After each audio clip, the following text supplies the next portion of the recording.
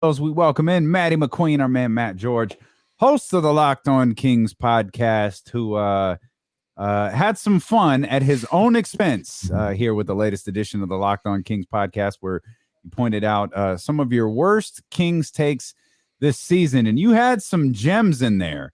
And maybe I just don't remember them in the moments of the listening to the podcast, but they age badly. Which for you is your worst? Guys, thank you so much for having me on again. Man, I had a good time putting that together because I knew it would get a reaction, but I was cringing throughout the entire thing.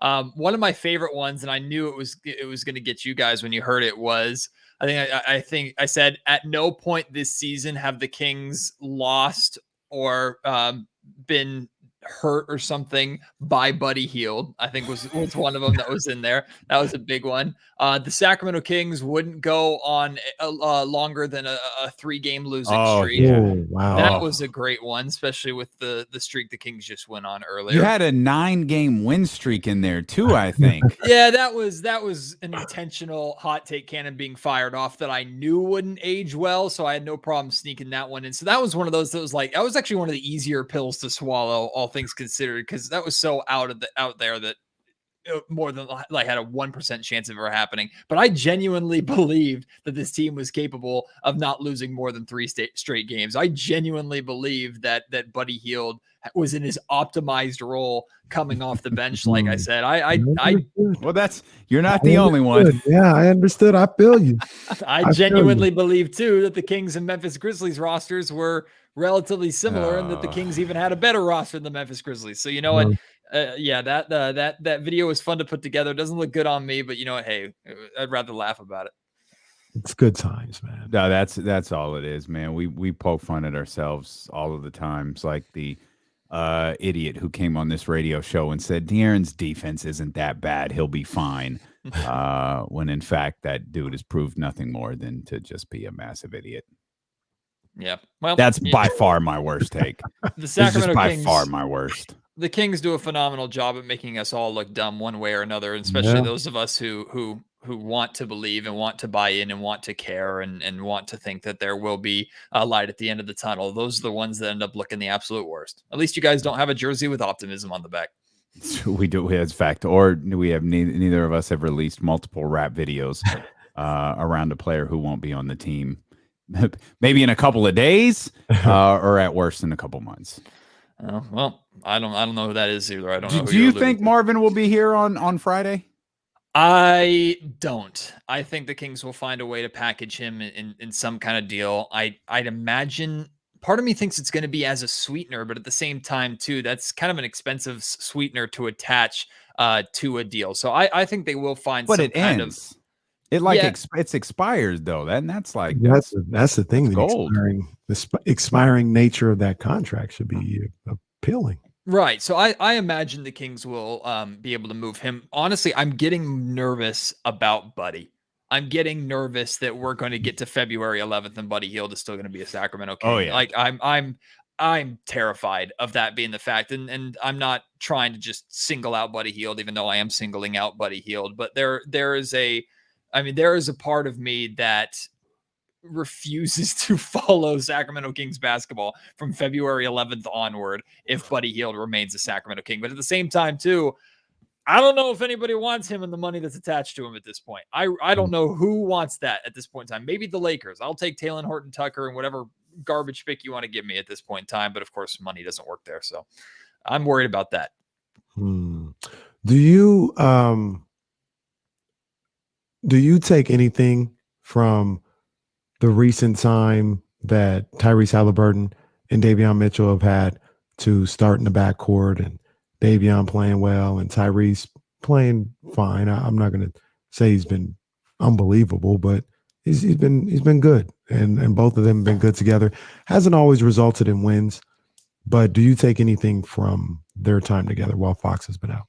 Yeah, I take that the Kings backcourt can be at least short-term better than competent if the Kings do move on from De'Aaron Fox. I don't know how much I trust Davion Mitchell as a long-term starting option next to Tyrese Halliburton. I like what Davion brings. I think Davion has shown off his handles. He's shown off his ability to play on both sides, his scoring ability. And we know the defense that he possesses. I think if the Kings want to be a good team next year and beyond, Davion is probably not starting at the 2 spot next to Tyrese. That's just my feeling on the situation, but I could be undervaluing Davion completely. But what we're seeing is that even if the Kings are still losing games, they've won 2 out of their last 3, but the Kings, if they were to move on from De'Aaron Fox today, tomorrow, sometime before or on Thursday, that the backcourt will be okay and will be solid for the remainder of the season, and will continue to get a good long look at the 2 of them together. But I also think that the Kings, if they don't move on from Fox, which I believe is a likelihood, if they don't move on from De'Aaron, then Fox needs to find a way to come back, and those 2 need to continue to play at the level that they're playing at. Meaning, if De'Aaron Fox comes back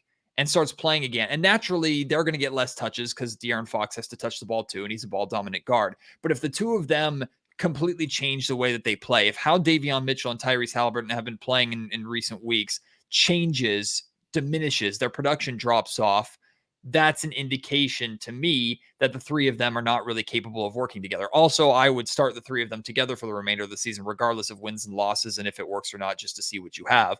But what I'm seeing, KC, is that without De'Aaron Fox, the Kings short term will be fine. But also, I know that there's no way Davion Mitchell is a De'Aaron Fox replacement. Offensively. Because he's better than Fox already defensively. Well, and that's what I mean, and that was a concern that we had talking earlier about. If you have to move on from one of the 3, it's hard for me to move on from the guy who's already the best defender on the team. He's one of the best on-ball defenders in the entire league. To go with, De'Aaron, who has the ability to be very, very, very good offensively. When we talk about poor takes, my poorest one was saying, De'Aaron's not that bad defensively. This, I think, has been De'Aaron's, and we could check the numbers. I can ask Tim Maxwell. I'm sure he has them readily available about this being De'Aaron's worst defensive season. What do you think? You mentioned, and I don't think any of us believe De'Aaron's going to be traded in the course of the next couple of days. What do you think's going on?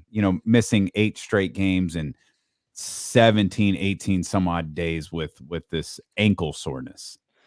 The fact that he's been basically a game time decision on a night in, night out basis makes me think that this is in his hands. And he is tomorrow too, by the way. Even though he was full practice today, he's a game time decision tomorrow. From what I understand, I think it's come down to pain tolerance, essentially. Like, De'Aaron, how you feeling today? If you're cleared to go, there was an MRI, I believe, and nothing showed up. So he's fine.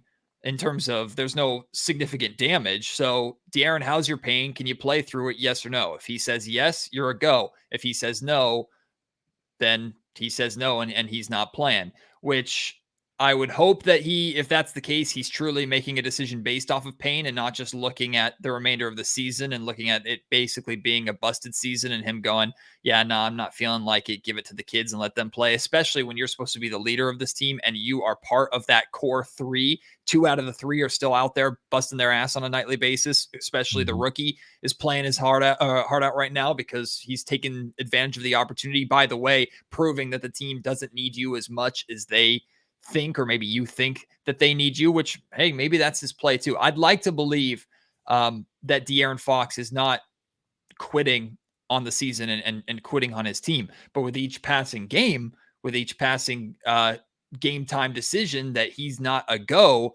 that doesn't suggest to me that the team is holding him back. That suggests to me that he's holding himself back or saying, I'm not ready to go. Maybe it has something to do with the trade deadline. Let's put it this way. If this carries into February 11th, I think they play on the 11th, right? 11th or 12th? They play on the 12th. 12th. Yeah. So if it's February 12th, De'Aaron Fox is still on this team and he's still sitting with ankle soreness, I'm going to be a lot more concerned at that point in time than I am right now. Yeah. I made a statement earlier that this team currently constructed with Fox being injured, it seemed like the last few games that they've tried to like take personal some of the things that have been said, their perception around the league or whatever the case may be. I just see a different demeanor in the way these guys have been playing. Super short sample size. We're talking about 3-4 games. And they won against a team in the Nets that's struggling, lost against the Warriors convincingly, and then won against the Thunder team. Do you see the same thing with this group where you see a Tyrese Halliburton, a Davion Mitchell, Harrison Barnes starting to pick it up a little bit, Mo Harkless, kind of playing with a little bit more edge as of late? Or is it just simply the competition they've been playing against and it's only 3 games? I think we're seeing the players who care more and who have cared more over the course of the season are getting more minutes. Tyrese Halliburton and Davion Mitchell getting more minutes, especially together. Mo Harkless has been arguably the most emotionally engaged player in this season, with the camera catching him on the sidelines, chewing out Buddy or chewing out whoever he's talking to. He's getting more minutes and is showing that he deserves those minutes, at least to some extent. Chimezie Metu and Damian Jones have stayed ready, stayed hungry. They're getting those minutes, and they've been playing pretty solid, especially Damian Jones. I continue just to be impressed almost with anything Damian Jones does. I just really, really like him. I know there's a limit to how much that he could provide, but I understand him playing over Tristan Thompson easily. I understand him playing over Alex Len at this point in time. And then Rashawn Holmes, too, to some extent. Rashawn is a starting center, and of course, he's been in and out with the injuries, and the poor man. Stop hitting my man in the face, please. But Rashawn cares. I mean, he's always been engaged, and I haven't seen that drop off, even though he got the bag and he got paid this past offseason. Rashawn is still who he is. So what I think we're seeing is that a bulk of the minutes right now are going to players that have been invested, do take things personally. And Harrison Barnes is just a rock. I know Harrison has not been as dialed in this season as we've seen in seasons past, and it's hard to blame him for that. It's hard to blame any player. I disagree. I think Harrison has been dialed in. I think Harrison has a lot of ups and downs during like his year. And now this year, I think it was a little bit more dramatic because he was so good to start and then so bad immediately after that he's kind of regrouped since then. But like being up and down, I feel like is par for the course with Harrison Barnes. Yeah, there's definitely, I mean, can be a streaky player in that sense. His consistency comes with the effort that he provides. And there have been times this season where I haven't seen the effort from Harrison, or any player for that matter, be as high as I would expect it to be. And I can't exclude Harrison from that. I can't even exclude Davion Mitchell from that. He's playing hard and playing with effort over these past couple of weeks because he's gotten the opportunity. But really, from the beginning of the season where we were talking about his strip on Davion Mitchell to now the last couple of weeks, Davion Mitchell was kind of an afterthought. Like, we weren't talking about him. I wasn't spending any time talking about it because he wasn't doing anything wrong, but he wasn't doing anything. That was the thing. He was just himself. So I don't necessarily blame him. And I kind of look at Harrison Barnes the same way. Like, Harrison was just kind of there. And as an important player, an important piece of this team, they needed more out of him at times that he hasn't provided. But you could say that top to bottom on this Kings roster. You, of course, could say that about Tyrese and De'Aaron Fox, too. So I guess that's the way I look at it. But I'm glad to see players who are engaged getting a bulk of minutes. And I'm not saying that if you're not engaged, you're not getting minutes, because we still see Buddy Hield getting a handful of minutes. But when I see Buddy Hield play next to Davion Mitchell, you can see the difference in two players, one who is playing for something and the other one who is just kind of out there. And you can also see the reflection of that in the numbers that they're putting up right now. Matt, do you have a trade, a player that you would trade that might surprise some people? Like, for me, I've been on it for a little bit and now it's starting to gain a little steam, but one of the guys that I've been open to moving, not because I don't like him, but because he hates Rashawn Holmes. I think this team could get something back in return for him that could help them out, is Rashawn Holmes. Is there somebody that you look at? It could be Rashawn Holmes, Marvin, anybody that you can think of that you say, hey, I'd definitely be willing to move this guy right now. I think my answer is boring, because if it makes the team better, or if I think it's a good move, which is of course all opinionated and relative, I'd move anybody on this roster. The most hesitant person the person I'd be most hesitant to move is Tyrese Halliburton, and I'm not moving Tyrese Halliburton for anything but a proven commodity. And I honestly kind of feel the same way about De'Aaron Fox, which is why I feel pretty confident that Fox is going to remain a Sacramento King. It's not so much that the Kings are as dedicated and set in stone in him being their star as maybe they were a few months ago. It's less that and more of Fox's value right now, I don't think has ever been lower. And I don't know if you're going to get the value for De'Aaron Fox that you want. And I personally am not willing to trade away Fox for a piece that could be good or like a draft pick that could turn into something when you know at least to some extent how good Fox is, even if he's not living up to his contract and living up to that leadership status. And I'll say this too, and I tweeted this out.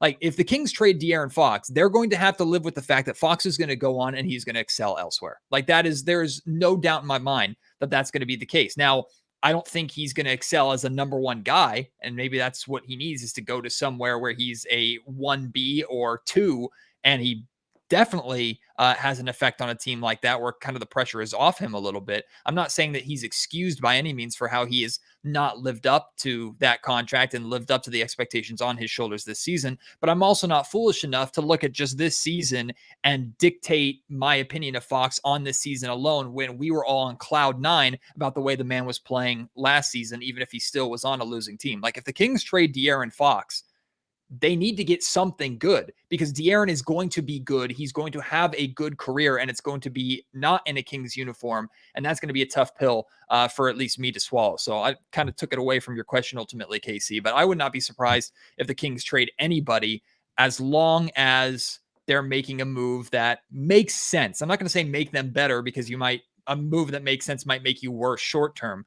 But the Kings have to make a move that makes sense to some sort of plan. If it's swing for the fences and go for the playoffs, make a move that makes sense to that model. If not, make a move that puts you in a better position with a Tyrese Halliburton-led core next season and puts you in a good position to get a draft pick. Make a move that makes sense.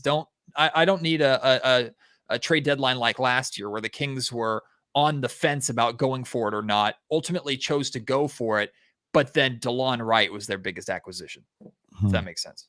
What do you want to see them do? And I love the swing for the fences. That's dead. The field right now is up 1,200 feet. You can't even see the fence. You need some binoculars to see the fence. Like, and the Kings are batting with a bunch of pitchers. Like, there ain't nobody that can get the ball out there. So with that in mind, what do you want to see them? What do you want their approach to be? Because this is obviously a hot topic of conversation on social media on a regular basis. What do you want their direction to be in the coming days and weeks? Move fringe talent / anybody that has really value, and that includes potentially Rashawn Holmes and Harrison Barnes, for young rotational pieces that fit with a Fox and Halliburton type core, 3-and-D type players, defensive minded type players, players who can space the floor, hard workers, guys with that kind of reputation. Follow the Memphis Grizzlies model. Try and bring in some of those guys, even if it does cost you a Harrison or a Rashawn, because other than Fox, Halliburton, or Mitchell, those are the two guys that are probably going to net you the best return. Get worse short term. Hopefully add a top 5 draft pick this upcoming offseason, and then reevaluate and see what you have next season and see if you can build something a little bit around there. And if you have to move on from Fox or one of those 3-star guards that you have during the offseason, make that move, because maybe the value on one of the 3 of them is a little bit higher than it is right now. I personally would not trade De'Aaron Fox right now, because I don't think his value is going to get lower. It has ever been lower. And I don't think you're going to get anybody. Like, I'm interested potentially in a Julius Randle trade. I don't think you have to trade De'Aaron Fox to get Julius Randle. I don't know if you can get Julius Randle without trading De'Aaron Fox, though, at this point in time, because of Fox's value. So I personally wouldn't make that move. I would love for the Kings to find a way to get a John Collins or Domantas Sabonis, but I don't think that's very possible at this point in time. And is that enough to move the needle to get this team not in the play-in, but in the playoffs through the play-in? I don't think so, especially for what they're going to have to give up. So I think the Kings need to turn their attention to next season, turn their attention to, I want Monty to put his stamp on this team. I want him to say, okay, I'm an analytics guy. The analytics say these are the type of players to surround a player like Fox and Halliburton with. Go that route. even if it makes you worse short term. In fact, if it makes you worse short term, all the better. I don't know. I'm just stunned that you said 3-star guards. I'm just frozen. Like the way the Kings look at it, they're 3-star guards and Fox, true. Halliburton, and Mitchell. Yeah, maybe very true. Man. Let's go to an alternate universe where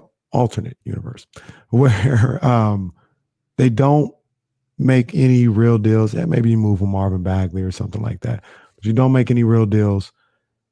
They play relatively well. I'm not saying they get hot and they make the 10th seed or the 9th seed or something like that. Is that the ultimate worst case scenario for this franchise? 100%.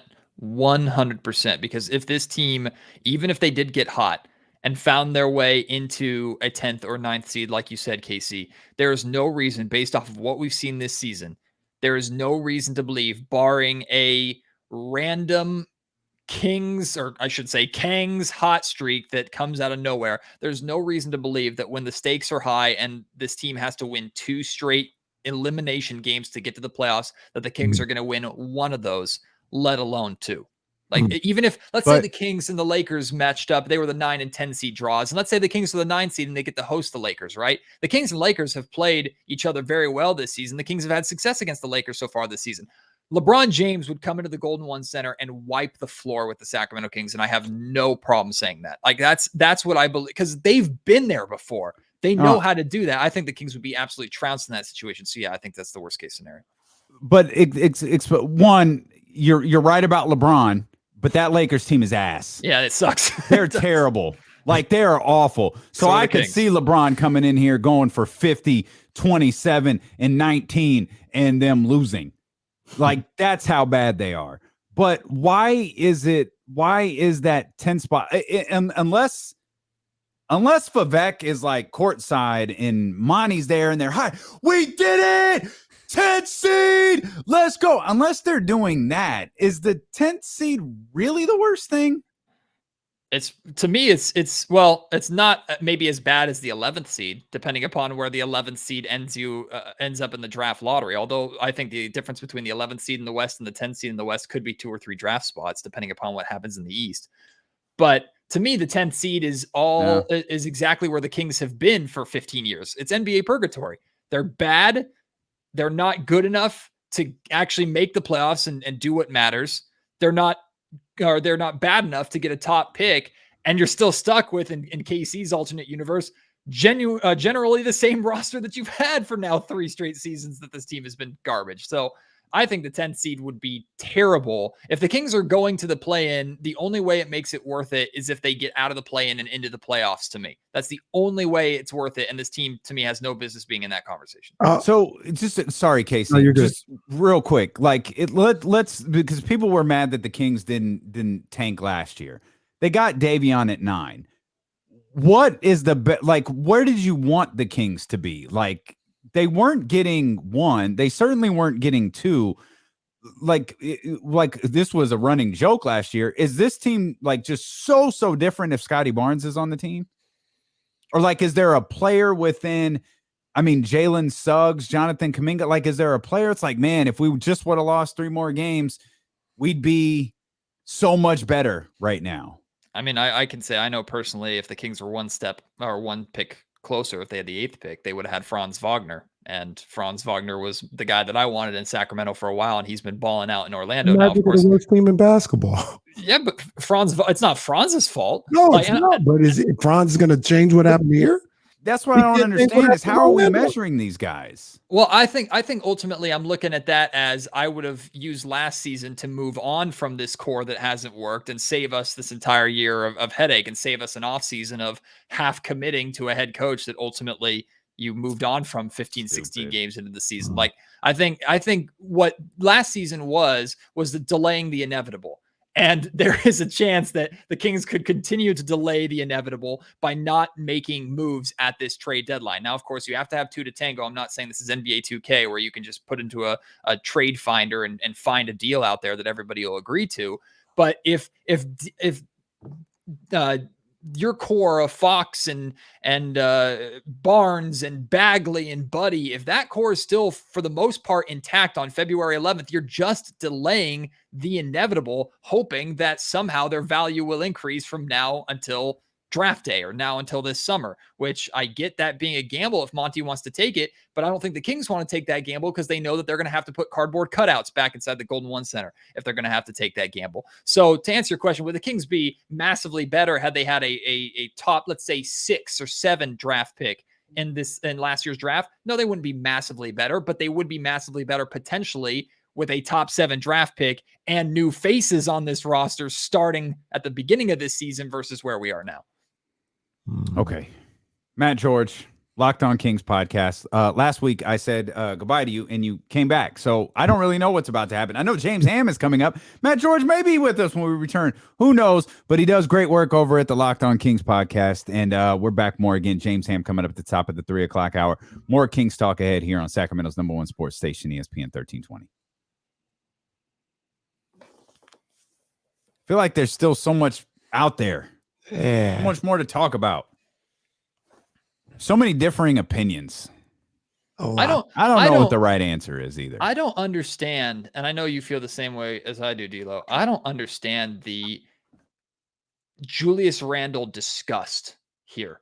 It's like I'm surprised. I'm genuinely surprised. I get if you don't think he's necessarily the answer for the Kings, or you don't like him being traded for De'Aaron Fox and that kind of swap. Like I can hear that.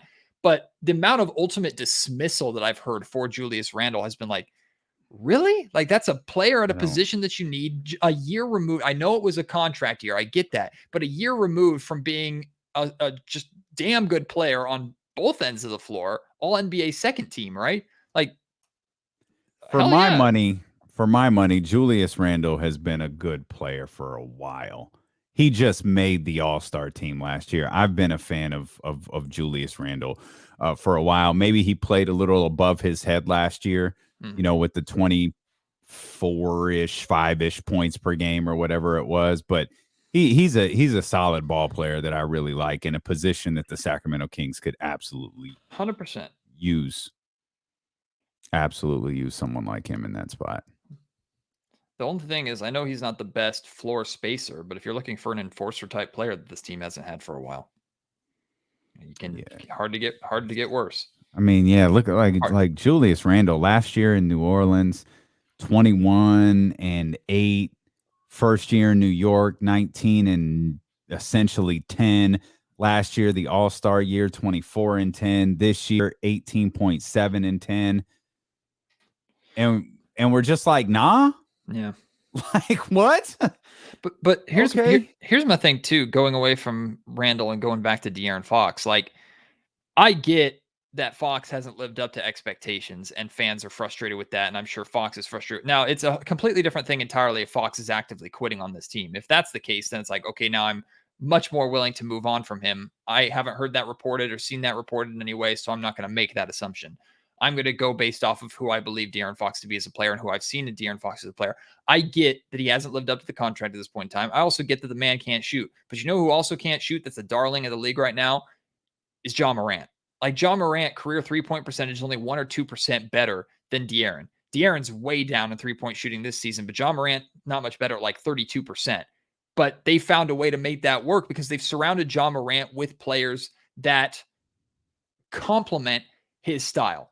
And the Kings have done that to some extent, but not good enough. Like Tyrese is a star, and I think Harrison Barnes can be a good complementary piece. But also, I don't think teams, maybe at the beginning of the season it was different. I don't see teams looking at Harrison Barnes and going, yeah, I'm afraid to leave him to help on De'Aaron Fox. Like I look at the Memphis roster, and there's guys that you have to respect enough to go, I have to choose between leaving this man open or letting Ja Morant have his way in the lane and going one-on-one with whatever sorry soul has to try and stay in front of him.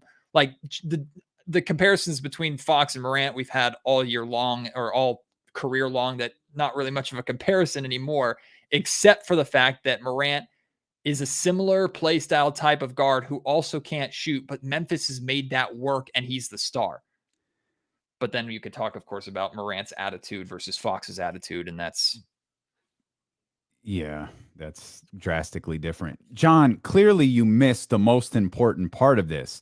I specifically asked if the Kings drafted higher. That's the only reason Franz Wagner came up. I don't know why you're railing against everybody in the chat. It was the question. It was literally the question I asked. That's why his name came up. It didn't randomly come up because he was drafted the pick before. We know where he was drafted. That's why his name came up. That's why Scotty Barnes' name came up. That's why the players who were taken before the Kings, that's why their name came up. Yeah. I don't, to be clear, I don't think Davion Mitchell is a miss at all. I think the Kings would have gone in. I still believe, from the conversations that I have, I still believe Franz Wagner was the plan on draft night, and it changed when he got picked the pick before. And I think Davion Mitchell was their backup plan, at least to me. We don't, John. Like, you live in an alternate universe than D'Lo and Kate. You must be listening to a different show, because that dude's name does not come up on here. And I have always heard that to be true as well. The Kings wanted Franz Wagner, and Davion was considered the best player available, so that's who they took. I think that's been pretty well reported that they wanted Wagner by you. And I'll take Scotty Barnes though. Woo! Oh, I like Scotty too. Scotty was the ire of Kenny's. Scotty can play, man. Scotty can go, yeah. Scotty can play. Now they're talking about Toronto. Toronto might be buyers at the draft. Like, yeah, man. I mean, at the draft. Sorry, at the deadline. What do y'all think of Josh Giddey? I like Ask that on the air. We're coming back right here.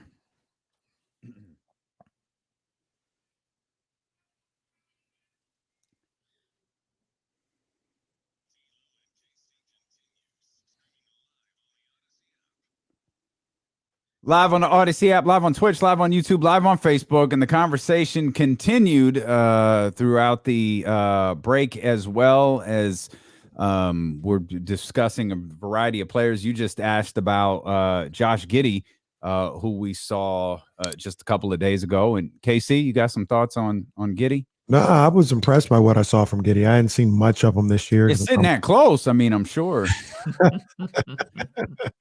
Man, I was just watching. I didn't know if I was there, 200s. I don't know. I was just around. Okay. Mm-hmm. But I like what I saw from Giddey, man. The kid can play, man. He's got good size on him, good skills, good IQ. He's young. I like what I saw from Josh Giddey. Like I said, I hadn't seen a whole lot of him yet this year. That was the first time I really sat down and watched him at length, and I was impressed. He's a good ball player. AC, do you make sure to read and follow to a T those code of conduct cards that are put close to courtside when you're sitting down there with your people down there? You make sure to follow that, right? You got to be careful. Absolutely, I do. Absolutely. The only time I've yelled at somebody is I yelled at Tyrese Halliburton to stop passing to Buddy Hield. Well, and by yells at him, he meant he tapped him on the shoulder when Tyrese sat down on the bench and said, "Hey, you got to," because he was sitting right behind him. He said, "Hey, move over, De'Aaron, excuse me. Tyrese, you got to stop passing the ball to Buddy." Casey strikes me as the type of guy who would sit courtside, and Buddy would come to just grab the ball to inbound the ball, and Casey would lean over straight face and tell him, "Hey, Buddy, stop shooting. Like, do us a favor." Oh, 100%. Oh, my God. Absolutely. I would do friendly fire. I wouldn't do friendly fire. I'd definitely be on the opposing team's head, though. You would be like our version of Drake. Well, you already got the Drake bars. You could just clowning everybody on the sidelines, getting way too close. I keep telling the Sacramento Kings I need to make this happen. I mean, what's going on right now isn't working. So you put me down there on the court side, so close I could trip a referee. Then I'd be on the head. I'd be on Devin Booker's head, Luka. You gonna massage Alvin Gentry's shoulders? Yeah, is there any other person in the league that can get away from just straight up grabbing a coach like Drake does with Nick Nurse? Drake could pick up Nick Nurse and carry him out of the arena, and everyone's like, "It's just Drake. It's just Drake being Drake." Like, to be fair to Drake, isn't he like a partner with the Raptors? I'm sure. Is he? The practice facility is the OVO Center. That's a sponsor. That's not a partner. Like, he ain't an owner. I don't think he's an owner, but he's an ambassador for the club. Yeah, I still don't think you can massage the coach's shoulders during the game. Like, I if you're being employed by the team, as long as the coach doesn't turn around and smack you and say, get off me, you can do whatever you want. This is no, I don't think that's true. And I'm pretty sure the NBA, at least publicly, said, yeah, that's not going to happen again. Like we've had a talk with Aubrey. Like that's not going to happen again. Who's the sack celebrity that can sit in the opposite of the barf seats on the other side of the court and rub Alvin Gentry's shoulders? It's Kenny. Is it Kenny? It's Kenny. Uriah Faber or something? I don't know. That's Kenny. Kenny sit courtside. I'll sign up to do it. Kenny courtside. It's not an easy courtside Kenny. Job, but I'll do it. Courtside Kenny, the phenom. We saw that on Twitter.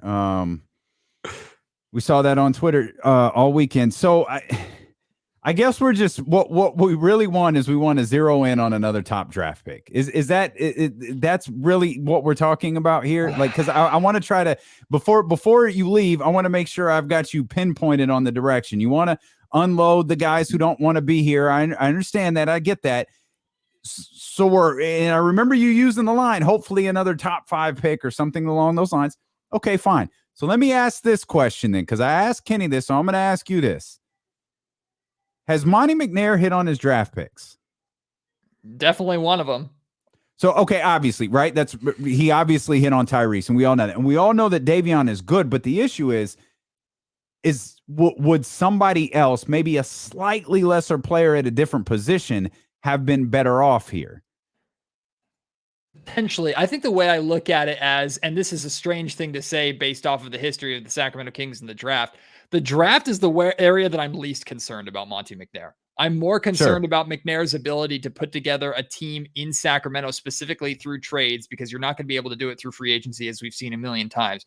Is McNair able to pull off the trades necessary to, one, improve this team, and 2, put his stamp on it? Like I'm more concerned about that. And truth be told, the thing I'm most concerned about is McNair and the Kings going through the hiring process this upcoming offseason for a head coach, bringing in McNair's guy only to move on from McNair in a year or two if things continue to go down this path of the Kings not getting better. And then we're stuck again with a lame duck head coach and a new general manager. That's what I'm afraid of. So the draft is like, at this point in time, it's like top 5 pick. Hell, I have the most faith in that happening, which is absurd to say considering how the Kings have been over the last decade plus in the draft. But I'll say this. The best thing McNair has done in his time as a general manager of the Sacramento Kings is drafting Tyrese Halliburton and Davion Mitchell at this point in time. That is the only area where I give him a to B+. Everything else has been C or below. And that's where I have more concerns at this point in time. And I truth be told, I hated the fact that I care this much about the draft lottery again. I hate the fact that already Tankathon is on my browser. I hate the fact that this week I'm bringing on one of our Locked On NBA draft hosts to start previewing this draft class. It's not a position I expected to be in. It's not a position I want the Kings to be in. But the way I look at it is not how we wanted to celebrate Black History Month. Not at all. Not what we wanted to do. The way I look at it is the Kings have better odds at getting a good draft pick as they do of actually making the playoffs. And I'm making the play. I'm making the move that puts the Kings in the better position, both short and long term. And I honestly too believe that the Kings can lose games for the remainder of the season while workshopping some things and testing some things that then McNair can make decisions this offseason. Like, for example, starting your 3 guards together, playing them bulk minutes together, seeing what works and what doesn't, and finding out if you got to move on from one of the 3 of them. Or if the 3 of them play really well together with, let's say, Barnes and Rashawn Holmes. If that lineup starts working, all of a sudden the Kings start winning games and you do find your way into the play-in, but it's because you've got a core that is playing well together and you believe there's something to build upon next year, then I'm okay with being a 10 seed that doesn't actually make the playoffs, because I've seen something. As of right now with this team, if they're a 10 seed, this team wins enough to suddenly become a 10 seed and loses and goes into next season with, what the hell are we? What is there to be excited about? That to me is the worst case scenario. One thing I'll say about that, though, and it's kind of the reason why I asked the question, because I just wanted to get a feel for you and then possibly come back to you with this, is I think we're assuming, and no, we're assuming that if the Kings aren't able to make a deal, not that they're not looking to make a deal, but they aren't able to make a deal, this team makes the 10th spot, goes into the play-in, loses or whatever the case may be.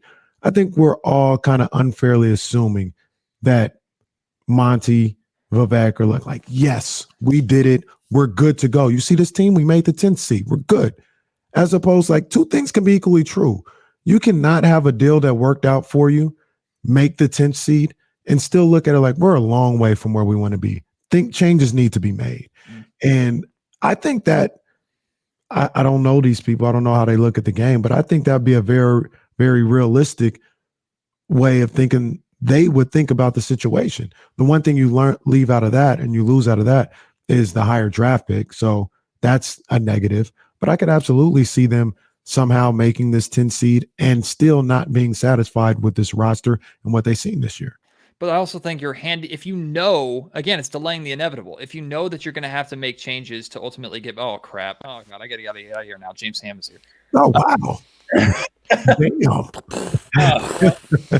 Rest in peace, my career. To me personally, if I want the Sacramento Kings to make changes and make moves, why am I delaying it? Why am I waiting until next season, even if the Kings get a 10th seed? And I honestly think Vivek might be happy if the Kings became a 9th seed and actually hosted a play-in game. That might be a win to him because at least the Golden One Center would be popping for a night, even if the Kings lost that game. Well, what I would say about that, Matt, though, is like if there's no deal to be made, sure. Like you can't just make a deal out of nowhere. There's no deal to be made. You could look at it as like, man, it didn't work. We're going to work on this in the summer. Like, for instance, me with De'Aaron Fox, if you want to make that deal, I don't think now is the time to make it. I think that's a draft day deal, a summer deal. And I'm not saying he's part of delaying the inevitable. I'm just using him as an example. Like I would think there's a better deal to be made around draft time. That's why you wouldn't make the deal now for any of these other guys, maybe. I think the only way that I'd feel comfortable and confident with it, Casey, is if, like I said, let's say Buddy Hield is still on this team, but Buddy Hield's minutes are going to a Louis the King or to someone else, a young player, someone who has the potential to be part of this team going forward that plays well and helps this team win versus someone who I know is on the out, someone who I know is not a long-term contributor of this team that just so happens to still be a big minute player on a team that somehow finds their way in the 10th seed and then loses. Like there's a big difference optics wise and future wise for me with that too. Gotcha. What Matt's saying is he would double down. And then he would double down again. Oh, okay. Please don't start dancing. Please don't dance. I am waiting for if the day Marvin is gone, I'm gonna need a record. What genre? Pick a genre. I don't care. You've gone hip hop twice. You might. No, I didn't. Hip hop was the hip hop. Oh, that's right. You did the Hallelujah joint. That's right. Kind of a ballad. So I've done a ballad and then hip hop. You picked the third. You picked the third. Can I do country just to force you to listen to a country song? That's fine. Yeah, you can do that. I'm here for it. Badly broke my heart. Okay. Oh my. Thanks for, okay. That's okay. Thanks for joining us, Matt. Matt works. We appreciate you, buddy. Thanks for joining us. Bye, guys.